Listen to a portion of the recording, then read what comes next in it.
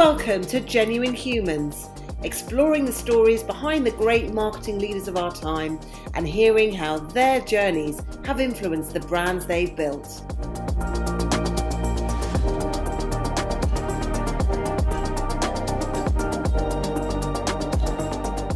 Brought to you by The Social Element, here are our hosts, Tamara Littleton, CEO and founder, and Wendy Christie, Chief People Officer.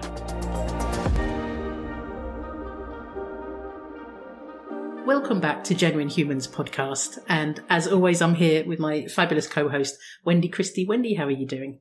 Hello. Yeah, I'm really good. Thank you. How are you doing? I'm doing all right, actually. I'm kind of getting ready for a weekend of singing. So I'm off with my choir, Natural Voices Choir. 30 of us are heading to the Isle of Mull to sing in a concert there. Oh, that'll be lovely. Make sure you take some midgie spray just in case. No, I'm worried about my packing. I'm so sorry. So we have been joined today by Reuben Arnold, and Reuben is someone that I've been wanting to get on the podcast since we actually started. And it's such a pleasure to have you here today, Reuben. Welcome. Hello, Wendy. Hi, Tamara. Reuben has had an incredible career. He's currently vice president at Claire's Accessories and previously worked at, let me see, you've got leadership roles at Eurostar, Virgin, Starbucks, and we're going to hear about your whole career. But Reuben, thank you again for being with us. Well, thank you for inviting me. Really excited to be here. Yeah, I've been a fan of the podcast for some time. So yeah, I feel a little bit of a fraud being here, really, if I'm honest, with so many wonderful people that I've listened to. But yeah, thanks for inviting me. I can't wait to get started. Thank you. So I gave a few little highlights of your career, but do you want to share how you actually got into marketing in the first place and kind of go back to your early career and just give us a nice sort of ramble through the years? Yeah, and it probably will be a ramble, so do stop me. But I guess the first thing to say is I sort of fell into marketing, if I'm honest. I certainly never had a clear goal to be a marketeer or even really imagined myself working in marketing. And actually, it probably is that fact that I sort of fell into it that's led to, some of the dreaded imposter syndrome at times during my career, particularly, when now I see so many bright young talent coming into the teams that I lead, have these amazing qualifications and experience and a real hunger to progress in their marketing careers. But, so I feel a bit of a fraud sometimes when people look to me and say, how did you get into your marketing career and what advice can you give? And I realise, having said that I realise that I'm not alone. I think a lot of my peers are actually in the same situation of taking a bit of that zigzag route, but maybe more of that later. I mean, I actually started my career in retail, Tamara, but which is a rather poncy way of saying I worked in shops. And as a student during school holidays, I guess the one that really sort of had the most impact was when I worked for The Body Shop. Which is sort of where I started my retail career. I really loved it. It was, it's actually in those early years of The Body Shop in the mid 80s when the business was still really young. I mean, it was less than 10 years old. And it was in many ways like a new breed of retailer. Yeah, such a groundbreaking brand. Amazing. And at that time, really, truly pioneering. It was one that really was truly purpose-driven in those days, and still is, I think, pioneering in so many different areas, from championing cruelty-free cosmetics, rejecting animal testing, but also everything from ethical direct sourcing, environmental responsibility. And, actually, I still sort of fondly remember standing in this tiny back room filling hundreds of bottles of shampoo and peppermint foot lotion and handwriting labels on. I mean, you'd never get away with it now. So it was quite groundbreaking, but in many ways it was so for me it was kind of more than just a student job, if that makes sense. I think I felt kind of vested in the brand and what it stood for, and I was lucky enough, because it was in the early days, to have met and worked quite a few times with Anita Roddick, the founder.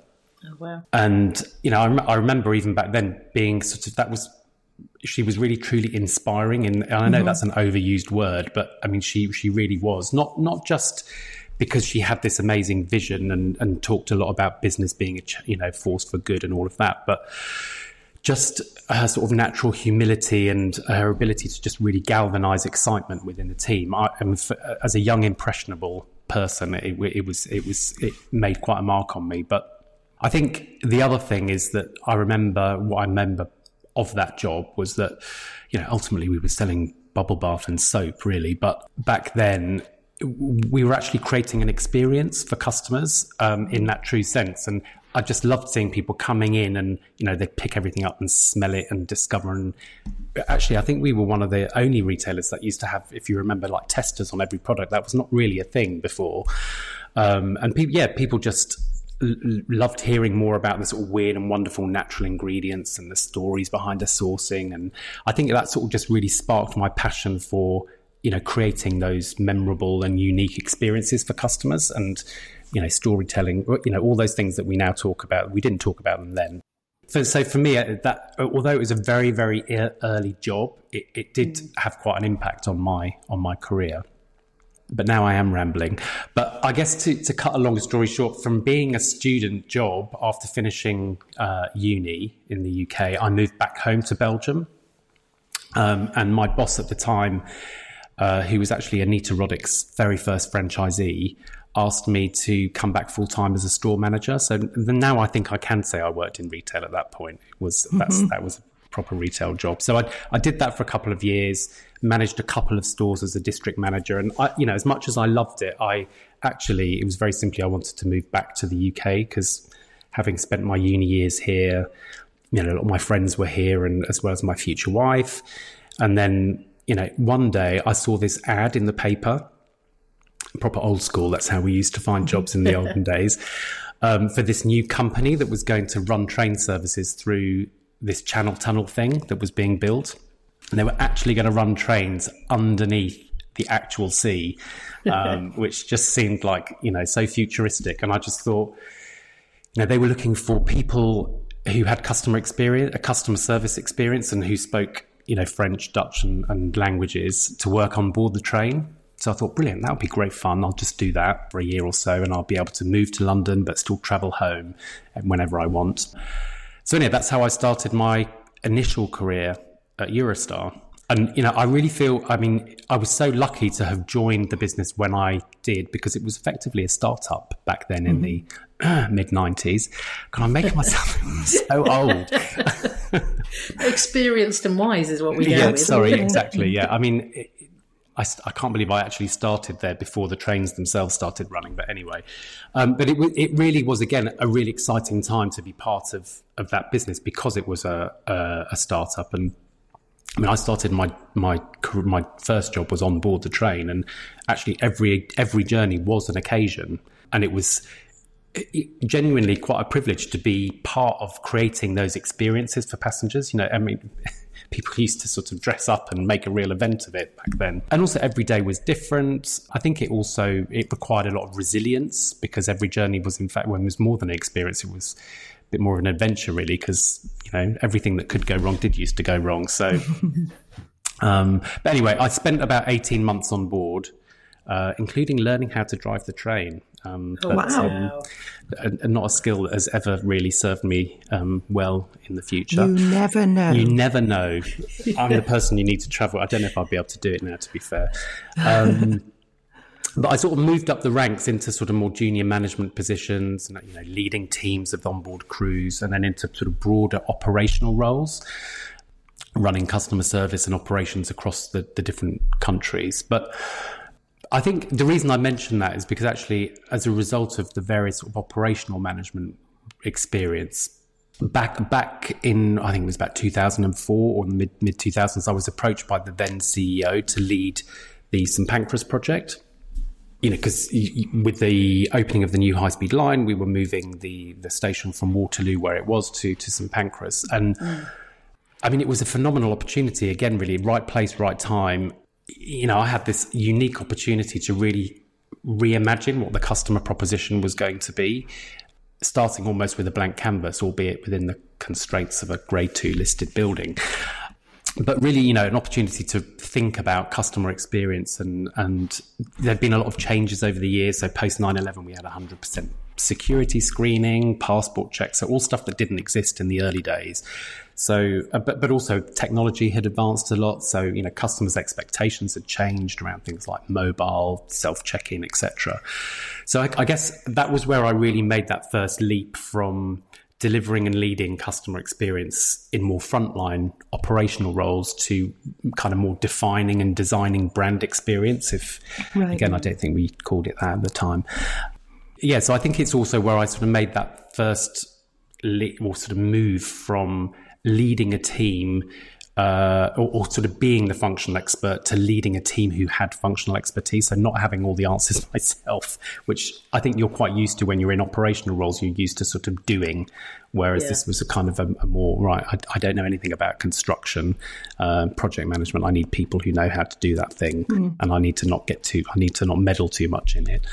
So anyway, I stayed on at Eurostar, did a couple more years there, heading up customer experience, loyalty, CRM, a few other sort of projects like new trains, all very interesting. But amazing years that I spent at Eurostar, really varied experience and I gained in many areas. But I think then I think I was coming up to 19 years at Eurostar, which I still kind of justify by saying, because it was such an exciting period of change and there were so many different things happening, and that's why I stayed so long. But I was conscious that I was sort of in danger of becoming a bit institutionalized. So I took the leap and moved to Virgin Atlantic. And actually, initially, my role there was on the leadership team was specifically customer experience. So director of customer experience, leading sort of all the functions that designed, delivered all the aspects of the experience, both on the ground and in the air. I mean, including some really exciting areas like aircraft design, innovation, catering. So it was a really exciting job.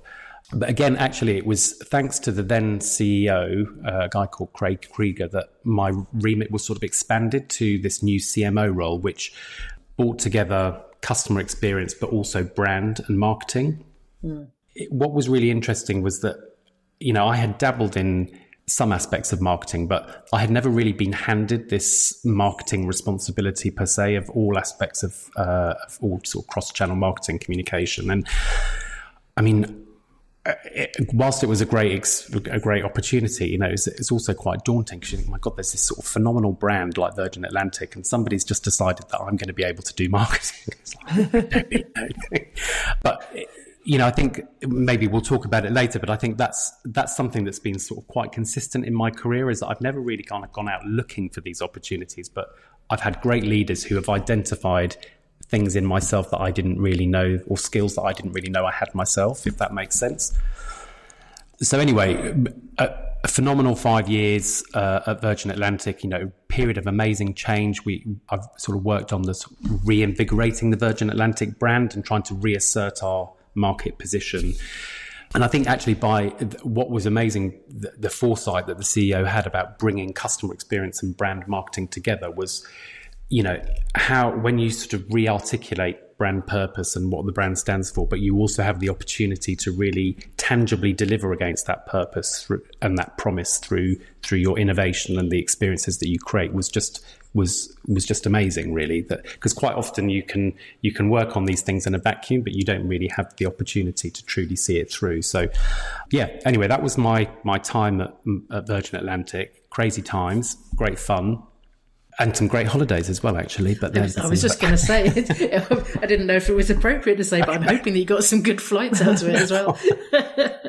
I know. The only downside to that is that, like, with my kids growing up, I sort of created these monsters, you know, like they just expect to always go away go to fabulous places. And I don't think they ever knew what the back of the plane looked like either. But anyway, I sort of tried to beat that out of them subsequently.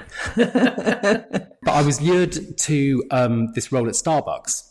And again, I guess what really attracted me to Starbucks was the opportunity to work on one of these iconic brands and heading up this area of brand and marketing for quite an interesting region. So it was the EMEA region. So we had about 45 markets across the Europe, Middle East and Africa region. And you know, Starbucks is a brand that has, you know, amazing awareness. So everyone can see the logo and know what it does. But certainly in our markets here, we'd never really told that brand story. And that, you know, it certainly wasn't ever seen as a purpose-led brand. and quite the opposite in many markets, in actual fact. So the potential to try and deal with that was really interesting for me, and also quite a complex business in terms of ownership model. It's heavily licensed across the region. So anyway, I took on that role, and again, I guess a bit like my time at Virgin. Initially, I went in there to do a brand and marketing role, but my boss at the time, a guy called Martin, who was the president of EMEA, sort of then approached me to expand my role to also include things like product strategy, research and development, category management. So a more commercial role effectively, as well as digital. And I think that commercial category management part of the role was, again, a bit like the marketing thing at Virgin Atlantic. It was like, oh my God, me. I mean, I don't really know anything about that. Why is he asking me to do it? I'll just fake it. I'll make it happen. Again, I think he recognized something in my abilities that I wasn't able to recognize myself. And actually it made for a really interesting role in that you were designing customer propositions and really delivering that brand through the tangible things that we were doing for customers. So yeah, it really enjoyed my time at Starbucks. It included the famous COVID years, those sort of 3 years that we lost somewhere in between. And I'm sure we've all got stories about how, and what that taught us. But I left Starbucks at a time when my wife was very unwell, and I sort of just had to make a decision really to focus my full energy and time on my family. So I took some time out, and then I returned to work last summer, but this time, as you mentioned, for Claire's Accessories, which again is probably a little bit left field, and I sort of thought about it for a long time. And it's a business that actually has a lot of similarities to Starbucks. I mean, you probably can't imagine how, but it's a 50-year-old American brand with a kind of global multi-channel footprint. It's across, yes, we have retail stores, but big presence in CPG and online, but also one that's on a really exciting and very interesting transformation journey.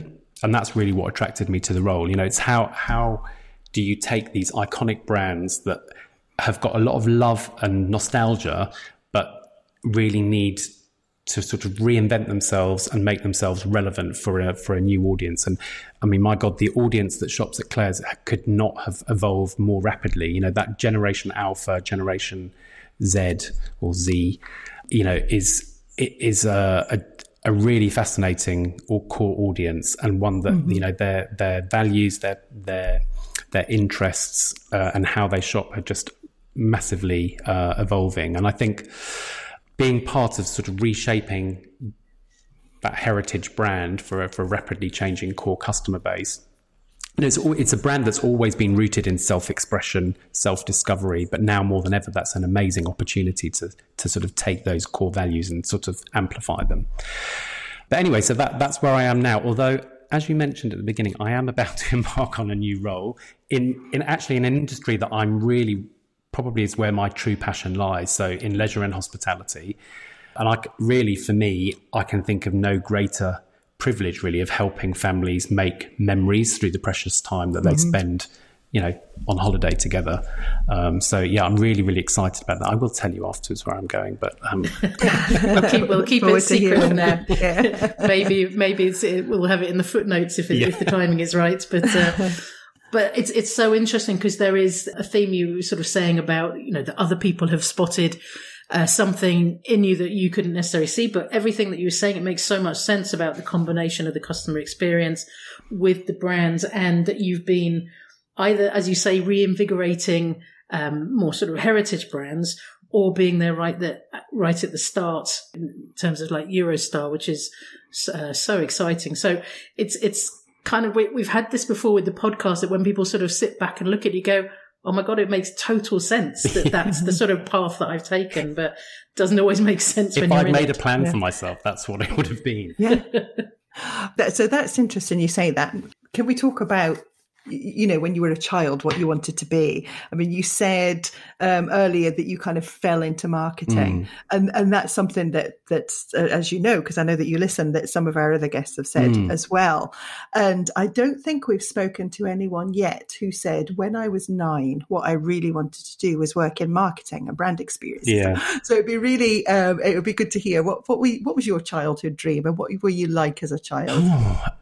Gosh, I could make something up, but I can genuinely say I don't think I had a childhood dream. Like I'd love to say, I really wanted to be a doctor, but I can honestly say that I've never really had a goal. And I know that makes it sound like I just sort of drifted from one thing to another, but I think it's just through a series of things that you do, you find aspects of a job that really drive you.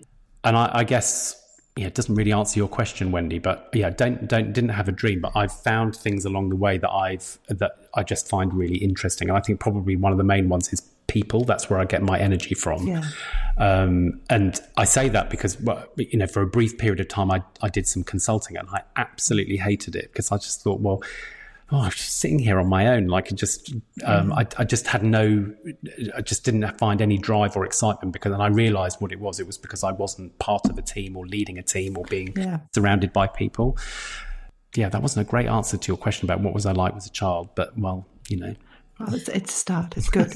But were there people that you looked up to, whether it was people you knew or teachers or as a child? Yeah. Yeah. I mean, listen, in retrospect, you always look back and think, gosh, they were a great teacher, or they really encouraged you.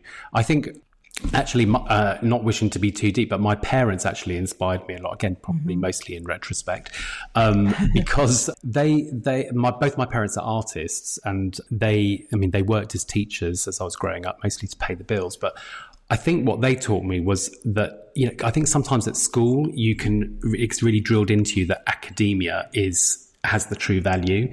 Whereas I think what my parents instilled in me was everybody has different skills, and, creativity and some of these other skills are as important as, your maths grades. You still need to get good maths grades, by the way. But I think I'm really grateful for that they instilled in me, which was, you need to recognize different skills are of equal importance. It's so true. And you've already talked a little bit about some of the managers or the leaders that you've worked with who've seen things in you that you didn't necessarily know were there. Are there any people in particular that you'd like to shout out as having been particularly supportive or helpful or influencing you in your career? Yeah, I mean, in a funny kind of way, probably the very, very first managers I had. So, it's easy to look at sort of more senior leaders, and I'm very grateful for them as well. But actually, when you're making that very first step on the ladder into a sort of a bigger role, I think those kind of and there's one in particular, my time at Eurostar, a guy called Alan, he knows who he is, was effectively, he's kind of a middle manager really, but he proactively sought me out and suggested that I consider applying for a particular job. And I think that was the very first time, again, that somebody recognized something in me that I hadn't recognized in myself, and gave me the confidence to believe that I might be able to do it, and then supported me both in terms of getting the job, but also supported me in my time doing the job. He encouraged me, but also helped me to be successful. So I'd probably kind of go back to just, very, very early managers rather than sort of inspiring leaders. Gotcha. And I've had plenty of those as well. But those are the ones that stick out mostly in my mind. I've always loved your relationship with Emma Harris, who, of course, is a shared friend, and she's on our board as well. And the way that the two of you talk about your time at Eurostar and how you built King's Cross. It's just a lovely relationship. Brick by brick, Tamara. Is there any advice that you'd want to give to people who are just starting out in their career? Well, I guess, as I've already mentioned, I think it's really important to realise that the richest and most rewarding career opportunities don't always come from that linear path. I think that when we imagine that we sort of map out a career path for ourselves, And I think it's what I've learned certainly is sometimes you just got to chill out and go with the flow and be open to left field opportunities, because those are the ones that often lead you to more interesting places. And I think from memory, I think Helen Tupper was on your podcast a few weeks ago. And squiggly careers. And I love the way she talks about the squiggly career path and, not being obsessed with that ladder. And I see it sometimes in more junior people in my team that's all they can see is they want to get to the next job. But I think, in order to embrace that squiggly career, sorry, I don't know if it's trademarked. It's all right. She's been a guest. She won't mind. Right. She'll let us off. But I think, you clearly you have to really understand what your personal super strengths are and what your values are. But I think she also talks about ditching the gremlins from memory. But in my experience, sometimes it's very difficult to do those things, to understand what your superpowers are. We all have imposter syndrome. So that's where great leaders play such a vital role in helping you recognize, like I described some of the great leaders I've had, to sort of help you articulate and identify what your skills and your superpowers are, but then also helping you, give you the confidence to deal with those gremlins. But mostly even sometimes just pointing things out, like, have you considered this role? And I've seen it a few times in my career with people in my team where I've suggested things and their first reaction is like, that's totally random. Why would I want to do that? But they've then said, quite a few years later, oh my God, that was the best thing I ever did. So I think, that's the only career advice that, certainly from my own lived experience, is to kind of just go with the flow and consider things that you might not otherwise consider, and be open to people telling you sometimes what your skills are, because it's sometimes difficult to recognize them yourself. Let's carry on with that theme of leadership. So what kind of leader are you, and what has been the biggest influence on your leadership style? Well, I mean, other leaders I think have certainly had an influence, but for me, I think I come back to this notion of authenticity, which I think is kind of quite relevant for this podcast of, genuine humans, which is why I love it so much. And I think it's just one of the most important leadership qualities, and one that's often overlooked as not being as important. And, I know it sounds like buzzwords and a bit woke, if we're allowed to say that to some, but, we all deliver at our best when we feel we can bring our whole self to work and feel empowered just to be our genuine selves. That fear of failure that we all have to some degree, or fear of being found out, is often the biggest barrier to being brave enough to try new things, to, challenge the status quo, achieve great things. And, I think I've done it myself earlier on in my career. We all create those artificial personas as a bit of a protective layer. We're someone completely different at work than we are outside of work. So to answer your question, Tamara, I think I've always strived to kind of create this genuine sense that people can just be themselves, because, after all, that's actually where going back to what we were saying before, those are where our superpowers lie. That's what makes you unique and what makes your contribution most valuable. So authenticity. And I think true authenticity, certainly as a leader, also means being vulnerable. And, I know, my personal situation has really helped me to be more vulnerable and sort of empathetic, I suppose, in my style. And, you guys know, I lost my wife to breast cancer just over a year ago, but actually she was first diagnosed over 20 years ago. So sort of supporting her as well as my kids through kind of many periods of very punishing treatments and over the years, and also being a carer myself, I think it's taught me a lot personally and professionally in terms of authenticity and vulnerability, because I think you have to role model that behavior if you expect other people to feel comfortable to bring themselves to work. So, I guess what I mean is that we've all got shit going on, haven't we? It doesn't have to be some traumatic life event, but we're all juggling lots of stuff, and it's all relevant for individuals, whatever that stuff is. So work is just one aspect of our multifaceted life. So, we can't always be on our A game 100% of the time. So I think, taking an interest in the whole person is really critical to kind of creating that environment where people just feel comfortable to show vulnerability, because it helps them to perform at their best. And I think, it's just a critical ingredient to, I mean, when we talk about high performance culture, I think sometimes people think that that's almost at odds with creating a sort of a comfortable, vulnerable environment. But actually, for me, I think that's what actually helps people to flourish and be high performing. There's a lot around sort of psychological safety that I've been sort of reading about. And I think it all links into that as well. And just to sort of say thank you for sharing your story as well, because I think it's so powerful, and it really does allow people to open up and share their stories as well, and perhaps normalizing vulnerability, I suppose. Mm-hmm.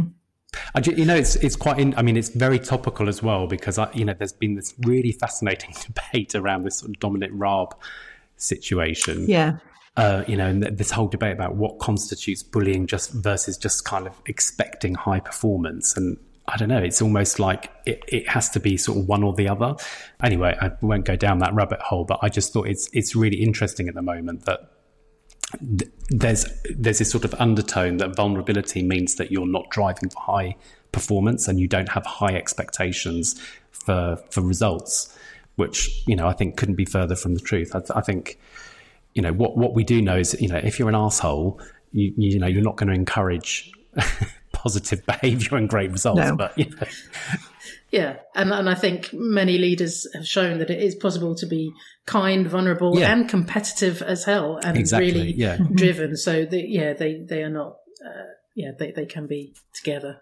And I think, Wendy, you asked that question in terms of memorable leaders that I've had. That's probably, it's that unique combination that sticks out in my mind. It's people who are demanding and expect high performance and results, and but still do it in a way that feels supportive, so that you want to achieve that. You want to perform for that person in a way, I suppose, rather than thinking, oh my God, what happens if I fail? Yeah. So what are you most proud of so far, kind of personal or career-wise? I mean, undoubtedly, there's been some amazing milestones and just fun milestones throughout my career, that I'm proud of. I suppose it's where I've been able to make tangible changes in my career. So, things like the St Pancras project that Emma and I built single-handedly, brick by brick. And the lounge at JFK. Yeah, JFK. You're welcome. It's a very lovely Virgin Lounge. And actually, one of the fun things that I did at Virgin Atlantic was working with Vivienne Westwood on the new uniforms. That was great fun. I mean, she's nice. God rest her soul. She was utterly bonkers, but that was an amazing project. Just probably more because.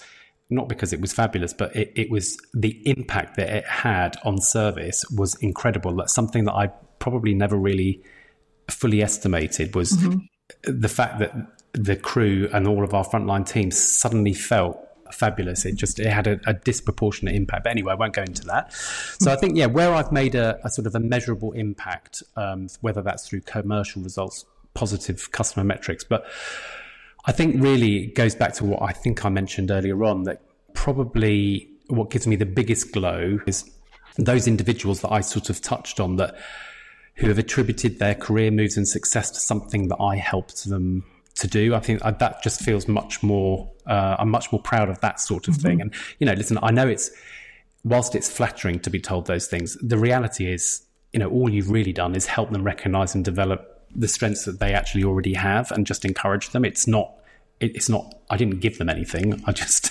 helped them do the thing that people help me do, which is recognize, actually, you can do this and you just need to take a little bit of a leap of faith. So that's probably what I'm most proud of in my career. That's wonderful. And it's almost like creating future leaders as well. I think it's just, it's something to be very proud of. So I think we're going to switch gears now to slightly more personal, quick-fire questions. So I'll let Wendy start off. Oh my God, this is like that. Do you remember that terrible TV show, Star Test? I feel like it's that. It's like the French and Saunders sketch. Yes, that's the okay. We'll start with an easy one. What's your idea of a perfect weekend? Well, I feel like I should say something really clever, like, cooking for friends, an amazing meal, and having a slow Sunday breakfast with a newspaper. But I mean, the reality is that I suppose spending a weekend at home just means that it would never quite be as it would be in my head, if you know what I mean. Right.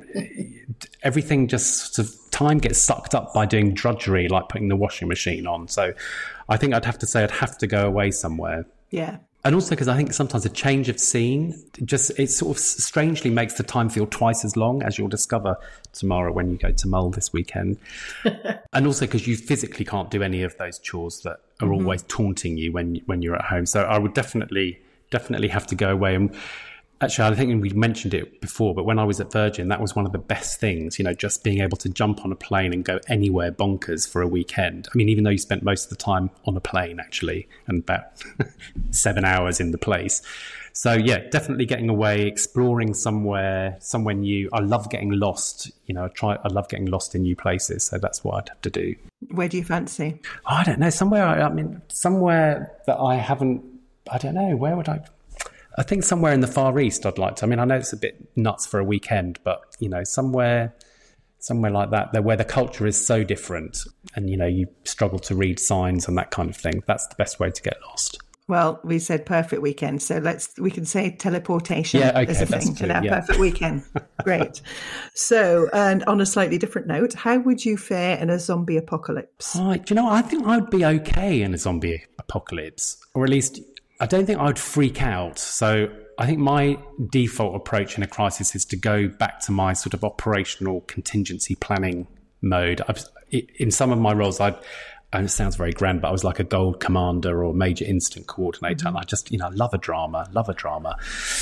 And I think actually tomorrow, I think you'd probably be a little bit the same. You'd go straight into your crisis management mode. Should be crisis mode straight away. Yeah. So, but I'm also imagining you creating a lovely sort of Vivienne Westwood outfits for the zombies. Perhaps. Yeah, totally. That would appease them. Rebrand. Make them feel fabulous. Exactly. Yeah. But yeah, I just love that buzz of having to think on my feet. I hate boring planning, so I think it would. I think I'd be all right. Although I think I would probably be so busy trying to plan solutions and contingencies and trying to negotiate with the zombies that rather than just running away and hiding, which is what I should really be doing, I'd probably just get eaten or I don't know, whatever zombies do to you when they catch you. But you just start leading them all. Yeah.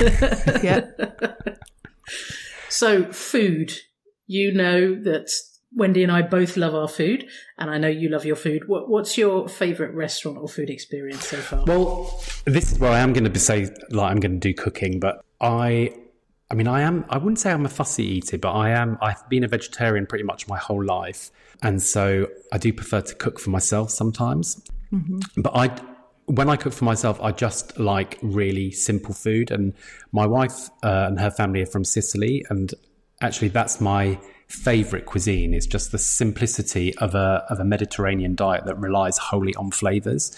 I mean, don't get me wrong, I love going to a Ponzi restaurant as much as the next person and, having food that's been constructed with tweezers. But actually, my preference is just really, flavours of the sun and the simple food that relies on the sun. Perfect. And do you have a secret talent that not many people know about? Well, I've already mentioned driving a train, so the secret's out. It's a good one. How would your friends describe you? Oh, well, I think actually if I'd asked them a few years ago, probably as a little bit flaky and always late, but I have really, really tried to get better at that. I think just somebody who has terrible FOMO. So if ever there's anything, a gathering, I'm the first one to turn up and quite often the last to leave. I'm not sure that's a good thing. Normally I gate crash a lot of your events, Tamara. Always welcome. So I think just the sort of go-to person that if you want someone to come out, I'm always up for it. So that's not very glowing endorsement from my friends, but hopefully they would also say that I am very trustworthy and yes. I will always lend an ear and I will always be there for them if they need me. We've come to the end of the podcast, which I can't quite believe, but I want to say thank you again for coming and joining us. And is there anything that you wanted to talk about that we haven't asked, or any closing thoughts from you? No, I don't think so. I mean, we covered a lot and I probably rambled on for too long, but just thank you so much for inviting me. As I said at the beginning, I really enjoyed the podcast because I think it's just it focuses on a topic that just really resonates with me, and it's really fascinating to get so many different perspectives of different people in different careers. So thank you for inviting me on. And yeah, just at risk of repeating myself, it's just that thing around being open to new opportunities and sort of chilling out a little bit and going with the flow and listening to other people when they point to you in a certain direction and taking that leap of faith. But yeah, thank you so much. I really enjoyed it. It's really very self-indulgent to sort of spend an hour talking about yourself. So thank you for that.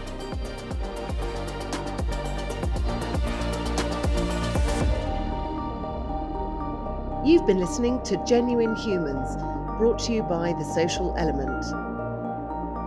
If you loved what you heard, remember to subscribe, or you can find out more at www.thesocialelement.agency.